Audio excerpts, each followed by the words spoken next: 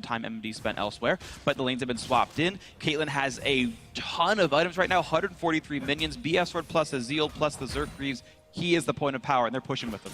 Yeah, there is a ward deep left in the lane though, a pink ward. No teleport just yet, but if this keeps going on, there could be a big surprise waiting for the flash rolls in about 2 minutes. Yeah, Cloud9 have also seen the Lee Sin played by Karsa via a River ward. They pinked him recently, so Cloud9 knows exactly where everyone is for flash rolls right now, and they've got enough resources to defend that top turret. And that's honestly the dream for C9. Make a teleport play top and get access to the Rift Herald. If they can get that buff before it despawns, it's actually really good in a split push scenario right now. But the game is so even. That's why so many of these teams haven't been contesting Rift Herald, because you put yourself at such a loss trying to tank it. It does a ridiculous amount of damage, takes very long to take down, and the opportunity cost is extremely high, especially at this level of play. The other team can make a power play on the other side.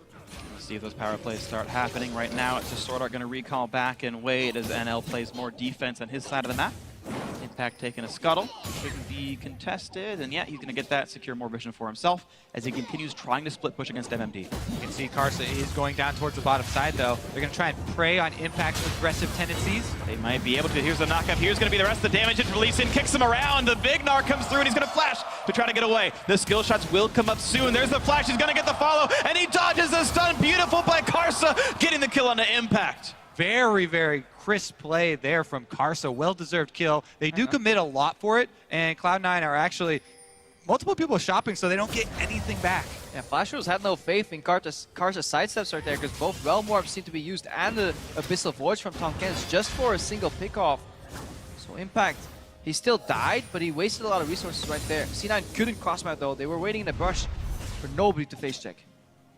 You can see this fight again, and it's Impact going for a very aggressive build. Black Cleaver first. He's got a level lead, and MMD says, that's okay, I've got Lee Sin coming. Yeah, he knows. The second this Puppy starts aggressively fighting you, you know somebody else is going to join this party. Exactly. Tries to get this done, and then gain distance there with the flash, but good flash from Karsa. Q is also timed really well. It removes one dodge option, because he couldn't dodge upwards because there was a wall there, so he chooses to angle it slightly downwards, you know, maybe half a width of the spell downwards, so you can't dodge up, you have to dodge down. Pretty much a guaranteed hit there, so it's those little things that work out really well for Karsa. Meanwhile, the next thing you need to turn your attention towards is the vision around this Drake, because yeah, one kill is a decent amount of gold, but it doesn't change the fight that's coming up nearly as much as the summoner spells and ultimate usage does. Looks like right now no real contest for the Drake. There's even a Trinket Ward in there from Flash Wolves, so C9 couldn't sneak it over the wall with Meteos even if they wanted to. Karsa is going to see sneaky. I would say that Cloud9 would want to either force this quickly and then use Impact's teleport up to the top side, or they would get MMD's teleport coming down here. I definitely want to force the play here, because they have teleport on the top lane on the side of Flash Wolves with 5 members here already, and this is C9 really strong. Whoa! Karsa stunned up, forced the Devour out of Sword Art, and here comes the teleport. Smoothie a bit low, but he's going to be okay. Off to the side is Maple a bit alone. The snipe's going to come in and attack Smoothie, but it's C9 running away, and that is Flash Wolves using a teleport with nothing gained. C9 grabbed the Drake. And just like SKT, C9 is playing a Victor composition with an Ezreal later on that will be a full Blue Ezreal build too, which means you can kite so well. Iceborne Gauntlet, zone control into choke points with the Victor W right there. That's what they want to do. They want to keep them away from the objective and then punish them as they walk in. Plus, later on, they will be able to... actually, we're going to have 3 members go after Maple and get his ult out. Yeah, I've had a lot of those moments where you start to talk and they go for it and move. But anyways, Maple's ultimate, not a big deal for Flash Wolves to burn right there. He's going to get that stun on a sneaky, and nicely aimed. Gets the overload around the minions with a bonus damage on a sneaky. Nice shot here by him. And it's Flash Wolves. Much like their game at the beginning of the day, they have a small gold lead here, cresting 20 minutes in. They've got one of the Drakes for themselves as well. It's a close one. We have known from history that Flash Wolves had a harder time closing out games. They had that comeback win that IMA got against them, and the failed closeout against C9 last week as well. And we see the difference in compositions here too. Caitlyn is a champion that loves being in the mid lane just because of this very reason. She can put the traps up anywhere she wants and kind of fend off. So Flash Wolves, they want to play 1-3-1. They want to put the Rise on a side lane, use the isolation or the nature of the lane router to get a 1v1 scenario where Rise is really strong. C9, however, have a champion like Victor who has to stay in the mid lane. And if you go to the 1-3-1 also, we have to look at Impact almost completing the Frozen Mallet here on Gnar. That combined with the Armor Shred makes him very powerful in the 1v1 with Poppy. Not quite so much versus Ryze. So Cloud9 would have to choose their lanes to actually move him over to the Poppy lane rather than this Ryze lane because he doesn't have MR. And that's exactly what Karsa's trying to protect here. Get some vision, so at least it stays a 1v1. And Maple is getting access to that turret because he is the strong point for Flash Wolves. Doing plenty of damage here in this one. And of course, NL continuing to siege mid. More chunks coming out of that turret, down to 1/3. And the reaction usually from the team in the lead is to opt into a 1-1-3, defend the wave clear in the mid lane. But C9 is under so much pressure that they actually had farm share mid lane. They were sharing farm between Sneaky and Jensen. So they're losing that lane farm in the bottom. Also remember, if they're moving back and forth between top and mid, you have to watch out for not only Maple's ultimate, but the Abyssal Voyage still in use here for Sword Art. They are very much ready to try and catch Cloud9 out in rotation. Yeah, C9 want to keep the map small, play a 1-4, really get the benefits of teammates kind of enabling each other. Flash Wolves, they want to make the map big. One guy on the side lane, one guy all the way across the map, and then use, just like Kobe said, Abyssal Voyage from one side to the other. Ryze ultimate, surprise people, and then create numbers advantages. Make picks, in a sense. And we'll see which team can get the type of game they want. Right now, it's individual splits. You've got Sneaky coming back down from the top side, pushing that lane in. MMD on the bot lane alone right now, and the Mega Gnar will be joining against him pretty soon. Jensen versus Maple in the mid lane, and the shielding keeps Maple in a decent enough spot. That is an ulti down from Jensen's Victor. Yeah, he peeled down from the top lane, looking for a play here, but Jensen just using Ghost is a really good trade. Yeah, a lot of focus there from Flash Wolves on Jensen. They know that he's not one to back down. Jensen's a player with a lot of pride, and if they challenge him, then he'll usually take the fight. The reason you have Flash is so you can test whether the skill shot was going to hit and whether you could juke it or not. That's usually Jensen's mentality when it comes to skill shots. Dodge first, think later. Sometimes it can bite him back, though, if the enemies play well enough. And Flash Wolves definitely no slouches in this one. 400 gold lead, pressure in the mid lane. And we can follow the details a little bit. We see Poppy pushes out in the bot lane. We know he loses the 1v1, so instead of staying in that lane, he roams to the mid, look for a pick here. So you kind of move out big and then detract here in the 1-3-1, and then look for flanks every time. That's the way Flash Wolves want to play. Meanwhile, Ryze taking his toll as Maple once again splitting, pushes up top, almost done with the turret. And he's pressuring much, much faster than Impact is. This similar sort of lopsided side lane matchup. This turret down to a couple hundred health. And this, it all looks so beautiful when they execute it step by step by step, and they kind of annihilate the advantage, albeit small, that C9 had. But we're waiting still for the big mistake. That's happened every single time with Flash Wolves. They know how to play these games. Like 1-3-1 is a very tough composition to play because it requires everybody working in unison despite not being very close. Yeah, you mentioned the mistakes. There was one game where they didn't fail to close it out, and that was the SKT one back in week 1, the big upset that you almost never would have expected from Flash Wolves with how they looked in the earlier games, but they might finally get that consistent one they're looking for. It always looks good for 25 minutes till it falls apart. Maybe they finish it out before it does. Yeah, and Jensen is always getting access to this wave second. He's the second guy to clear, and the second guy to clear is behind on the play, as they say.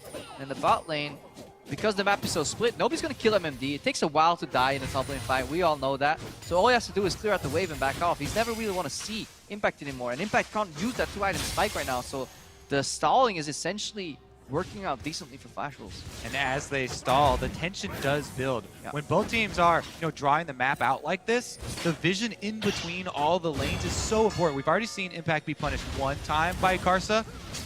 They'll have to be very wary about committing a bunch of resources to one side, though, since there's so much opportunity for counterplay. And definitely, because vision is sparse, there's only 4 wards in a Sightstone. Gone are the days you could stack 20 wards in your inventory, which makes the location of those wards... Have you ever stacked 20 wards, actually?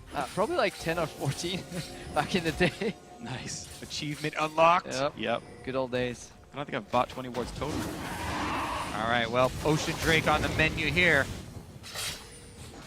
Yeah, it's going to be Cloud9 getting cupcakes in the menu here, getting rid of the appetizers, hoping to fight for the main course, the Ocean Drake. First damage coming in, it's going to be secured. Nicely done. Karsa again is landing his last hits on these objectives. Cloud9 came to contest that, but now they get the first dibs on the mid lane. Problem is, Flash Wolves are shoving the bot lane even harder with NL and Sword Art getting a lot done on that bot tier 2. Yep, and MMD looking to stop this push. This is the 3v5 that C9's not fighting. They're just letting Flash Wolves knock to the bottom turret and There's give it no away. minions anymore. They cleared out a little bit of the minions. It was a forced kind of predict juke. on MMD. He was forcing people to sidestep into the ulti. Jensen didn't really care, but the minions were gone, so really good map play here by Flash Wolves. 3 objectives in a row taken by Flash Wolves with no answer from Cloud9. They are doing a very good job in the mid game, keeping up the pressure. And look at that play, the tackle on a Jensen, beautifully done. Karsa on a killing spree, 3-0-0. Mid lane outer gonna drop as well. Flash Wolves really playing the mid game. I'm loving the macro play from Flash Wolves here. They fan out, they know they were beaten in numbers, so they go for the 1-3-1. Once the waves are in a good position, they collapse, either on a pick or an objective. Right now, Maple is dealing out so much damage. And look at Smoothie running for his life, shield up, does slink away, but Flash Wolves really crushing it. A 3,000 gold lead. Back into the mid lane they go. Sneaky cannot stop this wave enough, and this could be another turret. NL just knocking down these structures. Impact's here though. He's going to get a couple of slows. He's got a frozen mallet, but it's still a 3 versus 5. What are they going to get? It's going to be Maple getting the first kill. Now Sneaky trying to get the trade, but look at the damage. Maple with the triple, killing absolutely everyone. That is an ace, and Cloud9 are falling apart. Cloud9 collapse, and Baron is now the next objective. They just cleaned house here for Flash Wolves. What a tutorial in 1-3-1 into objectives here by Flash Wolves, and also Maple showing what happens when Ryze does close the gap, when he does get into range and he can actually use that spell combo beneficially for his team. Absolutely slaughtering Flash Wolves, now 7,000 gold up, wearing a Baron buff. They are playing on point in this one. Incredibly impressive last 5 minutes from Flash Wolves. All right, first guy to go down is Meteos. 1-2 shot. He flashes, dies. Smoothie goes in, tries to block for his teammate, but then realizes Ryze does a bunch of damage. Sneaky can't kill him. Ooh. Gets the shield back up in time, Maple. That's disgusting. Yeah, I don't even know why Flash Wolves decided to, C9 even tried though, because they're in a guaranteed 4-on-5. They are outnumbered. Impact is minion armor for sure, and he's like, yeah, let's dive the backline 1v3 and dies for it. Man, probably chasing a loss right there. You know, wanted to make up for the mistakes made earlier immediately instead of looking for the long con, looking for a well-orchestrated fight here. Flash Wolves pulling the trigger this time. Yeah, not expecting the 1v3 from Maple to come away with 3 kills for Maple. That is Maple doing so well for himself. The big stars of Flash Wolves really, for the last several years, have been Maple and Karsa, the big playmakers, and they own all 7 kills and no deaths in this game. And look at Flash Wolves right now. They group first in the mid lane. They push in mid. They work together to get the foundation of the vision. A couple of wards left and right, so the mid lane's safe. All right, and then they fan out. Then they send Ryze to the top lane again. Poppy's bot. He's a little bit too far out right now, though, even be. Likely has to flash. Gets the point blank ulti. The stun's going to land from Jets. That will get the trade kill. So Cloud9 spending literally all 5 players get a kill in the top lane. But guess what? When all 5 of you are in the bottom jungle, that means top lane is alone. And a kill for a turret is still a positive trade for Flash Wolves. Yeah, I mean, Baron buff makes it very easy to counter like that. And again, net gold gain there for Flash Wolves. See if they can actually collapse because they're closing in on the 3 members of Cloud9. Maple might be looking for a realm warp here with the Lee Sin. Still a tower left, so that might be a little bit deep. While that looks like a beneficial trade for Flash Wolves, it was kind of the only play C9 could make. They punished an overreaching Poppy while they were trying to set up the split push, because if they're allowed to get the split push router in full motion, there would be more damage done by the Flash Wolves. So at this point, C9 have dug themselves a hole large enough that they will take more losses before they crawl out. Yeah, I think, you know, Flash Wolves, they're the ones who actually dug the hole. They deserve credit for this. Is honestly the most impressive last, what is it, like 8 minutes now of play. They got 6 uncontested objectives or unanswered objectives there. Very, very good mid game from them. But again, as tragic as it sounds, we always have to caution in these games. Step away from the Baron. Whatever you do, do not pretend. Well, they're wearing it now, so they've got a long time to wait for the next. But everybody was dead. That was the prerequisite for Flash Wolves. But this still feels much more like their SKT game than their last Cloud9 one. It's a sizable lead, and they never let up against SKT. It took them a little while to close out, but the lead looked like this, and it kept growing like this. Yeah, and they're confident too. Let's see what's happening right here. Maple, that's Sneaky. That's no more Sneaky. 80 carry feels. Feels bad, man. And they're even sieging on multiple lanes without the Poppy even being in place here because they made that pick earlier. Look, they're hitting the base, and MMD's actually nowhere to be found. He has teleport, but they're definitely comfortable here. Sword Art slowed. Realm Warp's going to get him to safety. Maple feels totally fine. Good guy. Get out of Maple. here! I want a 1v4. Yeah. It's great because there's some teamwork. Sword Art will save Maple sometimes. Maple will save Sword Art. You can just deliver anyone you want around the map. Ryze Who's going to save Cloud9, Freak? Who's going to save Cloud9? I don't know. Maybe Game 6. Because right now it's looking very good for Flash Wolves here in their 5th game of the group stage. Flash Wolves have been a bit disappointing. They are coming into this one only 1-3, but they still have the fate in their hands. They can win this. They can beat SKT in the last game and maybe get into a tiebreaker and battle for that top spot. And look, they've denied so much vision. It looked like Flash Wolves were changing up their strategy by no longer making the map big. They're actually just defending access to the Infernal Drake. They're using it as a lure. Asking C9, do you want to come and face check? There's going to be the play. Yep, forcing the flash out of Sneaky. He was going to run out of health rapidly, and that's Karsa making that play happen, so nicely done. And Jensen's clearing wolves right now. Sneaky forced to flash here. Flash was changing up the pattern of their setup, really catching C9 off guard. Watch out for Sneaky. The Q's landed. Karsa might go for it. Won't choose to, because the knockback is enough to knock down that turret. 9,000 gold lead now for Flash Wolves after the Baron buff times out. Still pushing. Just a checklist now for Flash Wolves. Rinse and repeat. They've gotten so many objectives recently. The lead is gigantic. They can easily pull back to this Infernal Drake. And check what Pokemon have spawned around their lure, Crepo. It's another Pidgey. Of course it is. Javelin not in range, and that's why you pull the Drake out of the pit as far as you can. Take 53 seconds to make it walk out. It's the right choice. Honestly, Flash Wolves, they're playing a style that really renders your opponent furious because you leave him with very little counterplay. Every action they can make can get countered unless you get hit in the setup. 1-3-1, the way they've been playing it the entire game, the only way you beat it is if you pick the guy off while he's trying to catch the sideways. And the tragedy right there was Cloud actually could have knocked that turret down with no one around. Flash was all recalled, and it's slow recall. Baron's gone by now after that Drake take. That could have been 800 gold back out of Cloud9's pockets. These opportunities back in C9 are unable to take them because the vision control largely. But they gotta be so careful because they're playing into Fog of War. An Abyssal Voyage could come at any time, carrying Elise in, kicking somebody out. A Realm Warp could find out, and that's exactly what Flash has done. They've made their opponent scared by showing them what their composition does. C9, who was stuck with 1 break, 1 turret, and only 2 kills this whole game, nearly completely shut out. The decision to put Maple on a side lane has been the best one in the entire game right now. Flash Wolves looking to set up the map again. And I don't think they need to shy away from it. You know, to your point, there's an exposed inhibitor now in the bottom lane. They can apply pressure. 50 seconds left on the next Baron, and the setup for Flash Wolves is to shove Cloud9 back into their base so that their vision will expire, and they will again be playing into that Fog of War. Yeah, and they put their top laner as far away from the objective as they can just to utilize that teleport here. They're going for a deep vision together. Again, yes, MMD will lose that 1v1 duel, but he's tanky enough that that duel will last quite a while. Yeah, gets him down to 2/3. Congratulations, Impact. Your winning matchup means almost nothing thanks to the gold difference. Up 30 minions doesn't really matter. Looking as we have Maple once again, the 1-3-1. He's the side lane pusher. And the minions just die so incredibly quickly in front of him. No one from Cloud9, maybe not even any 2 people of Cloud9 can really stand up against him as they struggle to take their own jungle back. The problem is C9 never knows when somebody's basing. You know, they could be mid lane right now waiting for the wave, or they could be in base, they could be a Baron. There's so much hidden information There here. could be Maple right here in front of Smoothie. He's gonna have to flash away, so there's some moments of happiness for Cloud9, just not enough to really snowball forward. Finally, Impact does get the presence that he needs, some gold back in the pockets of Cloud9. Karsa? Finding him with the kick flash. Goodbye to Sneaky. Well done on this one. He had no flash.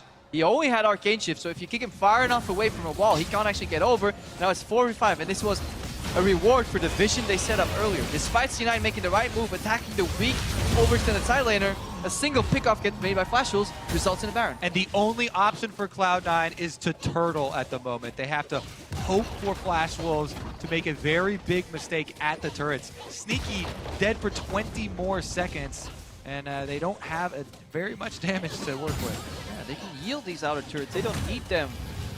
Priority right now is to break open the base. Yeah, and right now it's just Flash Wolves happy to play the 4v4, the 4v3 base, and where Sneaky respawns at, because they don't mind the minor damage done by the bot lane tier 2. They would rather keep the push going in the top lane. And when they siege in mid and top, they can actually hop between the lanes. Realm up to mid, Abyssal Voyage to top here. Definitely possible. They just group up. More strong Locka Shield is there. The turret gonna trap down. Nice auto attacks by NL. Down to half HP. He's under a little bit of threat, but he's got enough lifesteal to probably be fine. C9 can't really land the poke. Realm Warp to keep him all safe. Maple is gonna get out cleanly. Well done here. no major threats. Flash rolls are fine. They got an inhibitor turret, and they feel good. Yeah, plus they also got Impact's teleport there. Yeah. Removes one of the ways that Cloud9 could try and flank to take out the backline. Because this Caitlyn hit that 3-item spike. He's almost on item number 4 here. Yeah, and this must be so rough for C9 because they came out of the matchup last game really valuing that Ryze early pick. Got counter picked by Victor. This game they're like, Ryze early pick, I know the counter. It's Victor, but the damage numbers are turned upside down again here. Much more damage on the side of Maple. He's done over 20,000 damage, while Jensen's only sitting on 9,000 roughly, and that's with an AoE mage. Yeah. Cloud9 so good at being proactive. Pretty much all game long last game. Damage. Whoa. Tank it. Yeah, there you go. All right, gets a good chunk on NL, but there's a kick right back into Jensen, but he's able to flash and ghost away. Karsa, low in health in the front line as well. Impact a bit of free time, but he's still going to get pushed around. Will not lose the Guardian Angel. Now a slow on MMD, but they will not finish for the stun. Still some decent damage at a C9, and they reset. Exactly. They fend them off for now. Cloud9 buy themselves a little bit more time, and the GA actually critically not going down there from Impact. They need every single little bit of gold value that they've got. And that's because Flash Wolf opted into C9 strengths here. Remember, when we go back to Gems, like we were talking about it as well, when grouped, C9 kind of help each other, you know. The Victor is a control mage in team fights, Sneaky can kite, Braum can protect him. It's in isolation and splitting people up that Flash Wolves have found their largest victories. Flash Wolves may yet find some more MMD invincible as they still got about a minute left of this Baron buff. Once again, returning to the middle lane. Even though they got chunked out, the reset, the recall, the run back to the mid, they've got a wave and they're ready to do some damage. And for pro players at this point, when you're at Worlds and you're facing elimination, it's a double-edged sword because you want to split, which is your strategy, but you feel so much more comfortable in greater numbers. It gives you much more room for error, but it isn't the best high-yielding play. More right into the front, and it's just to bring the minions in. That's actually super smart. And it's going to be the turret dropping down. Well played. Flash Wolves looking good into the middle inhibitor. C9, will they even be able to defend? It's just poke from Impact. It's so difficult when both backlines are so safe here, and the gold advantage is in Flash Wolves' favor to this degree. Cloud9 can't just brute force through the 5-on-5 and try and take out NL. He's got lifesteal with the extra Bloodthirster. If you don't take him out very quickly, then it's very difficult to come out with that victory. You gotta split though. To get that last 20% down, I think it's advice for Flash Wolves to just put the split pressure again here. C9 are looking for a reason to pull the trigger. Maybe they can get more right. So difficult for C9 to chunk on NL, but he's got a Bloodthirster. He heals back up. And there's the inhibitor going down. Impact's out of HP as well. He's got to run away from this one. Flash Wolves with the inhibitor take. Very clean. A couple of cheeky moves from Maple to make it even cooler. And they can recall one more time as Sword Art is going to deliver his AD carry to the Elder Dragon. Loving this world so far. We've seen so many creative plays that people don't always think about. Hopefully, we'll fight here. Surprise minion wave! Surprise minion waves. We've seen a Nivea Poppy. A reminder that Poppy W cancels a bunch of gap closers, which people are not being used for. A couple of cheeky invades. The minion wave delivery system with the Realm Warp. And you can see max range javelins from Meteos do almost no damage. Of course, he did go for more defensive option in getting the Athene's Unholy Grail after the Rylai's. No Void Staff, no Abyssal, no Zone. It's just not the same kind of damage you would get with a different build. And going for that more supportive, keep the backliners alive, get the health in. And it's not necessarily wrong, it's just you're seeing that poke mean nothing. Alright. I also have to question how C9 are feeling right now. Coming to the day, you know, a lot of hopes. Sneaky said it, we could go 3-0, we can go 2-1, but right now it looks like they going at best 1-2, and what does it do with their mentality? They had this preconceived notion that Ryze was super strong, but now Jensen has lost both sides of the Ryze Victor matchup. They definitely seem a bit sluggish in this game and compared to their SKT game where they came out guns blazing. This time around, though, Cloud9 are again hoping for the same thing that they did in week 1 versus Flash Wolves. They want to try and drag this out to super late now. Meanwhile, Flash Wolves, they're taking it just step by step slowly. They don't want to allow any opportunity for Cloud9 to sneak back in with one of those big plays, throwing around an important objective. This is where it gets hard, because you have 2 objectives on the map, you only have 4 wards, everybody starts filling up their inventories, which means pink wards become a very rare commodity, and objective trading is so easy for the enemy team here, so Flash Wolves no longer playing the split style. They're going for the hard commit group up around the Elder, but it might be a 50-50. They've got lead control. C9 has members around 3. Doesn't help on the Elder Dragon. Do they even choose to steal? Ulti out from the Poppy. 1,000 health. Looking for it. The smite, and it's still gonna be secured by Karsa. Jensen caught out by the stuns. Knocked into the air. Not dead just yet. Trying to stay alive. The tackle. Gonna finally take him out. MMD gets one. Smoothies next up. 2 for 0 to Flash Wolves. It's Karsa still alive in the backline. Sneaky running for dear life, but he's running out of health. A double kill for Maple. Impacts next up. The ace for Flash Wolves. The setup was beautiful. The steadfast presence, which canceled a jump from the Cougar, which meant Lee just had to flash. He flashed straight onto a trap, and it was over. Even if they get the steal, 5v4 follow. Flash Wolves, methodical, clean, calm, and collected. And it means Flash Wolves stays alive at the World Championship here, now 2 and 3 alongside Cloud9. We still might see an LMS team into the top 8. Flash Wolves have one more opponent before they might have a tiebreaker. The #1 seed from the LMS not going down without a fight. They want to get back there just like they got out of groups last year. C9 are still in control of their own fate, however. Yeah, Flash Wolves in a reasonable spot as well, to be honest. Of course, keep in mind, IMA can get up to 4 wins and secure it if they can beat SKT, if they can beat Cloud9. Flash Wolves, their last opponent's going to be SK Telecom T1. They can max out at 3 wins and then hope that there's still a tiebreaker left for them based on how the rest of the results go. It's going to be a very, very tight group. These games are all going to matter, but we cannot take away what Flash Wolves did here. A commanding win, a very well-played win over Cloud9. Definitely credit due there for Flash Wolves. They've had so many times where they got those big mid-game leads and not been able to convert. This one was very, very well played, though, in that mid-game. So even, and then especially once you started the counter, Kobe. 1, 2, 3, 4, 5 objectives in a row. Lost count. Where did we end up? Nexus went down 8. Yeah, I mean, honestly, though, for Cloud9, they did look a bit sluggish in this game, and they need to take this game off that they have before their next matchup to really refocus. The mental game in these days where we play the whole group in one game, it tests different things for these teams, right? And this is one of them. It absolutely is, and you know, Flash was able to recover as well, you know, with the rematch against SKT, the final game of the day, and hey, they beat in week 1. This game looked good.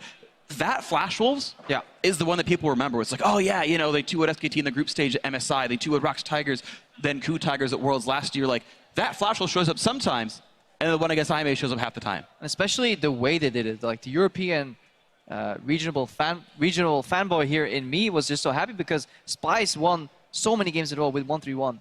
And 1-3-1 seemed almost non-existent at Worlds because teams kept countering. And it's really nice to see that strategy actually performed to a T and really showing the value, you know, with those little global ultimates like the Rise, like the Tom Kench, and completely suffocating, leaving C9 so often with almost no good choice. Yeah, it was just beautiful. Well-controlled. Karsa did good for himself. After the early game leads that C9 got, the mid-game's so much better for Flash Wolves, and they still have a chance to make it through into the top 8 at Worlds. So that's going to do it for us here. Let's toss over to the analysts for a closer look at that Flash Wolves win.